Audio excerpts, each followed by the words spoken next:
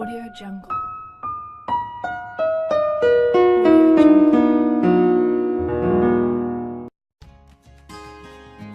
Best Friends Animal Society sent an email saying that they had cats who were in desperate need of a temporary home. Jill Williams stepped up and answered. Williams already had 4 big dogs at home, a couple of children, and a husband. She didn't know how her dogs would react to the cat, but her kids had been asking for a cat for some time. What Jill found when she went to the shelter was a sweet, 20-year-old cat that didn't have any teeth.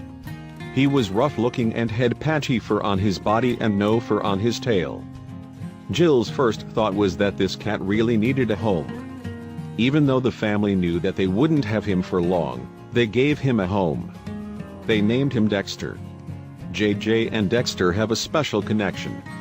The two formed a tight bond very quickly. At only 5 years old, JJ knew the importance of helping the elderly cat.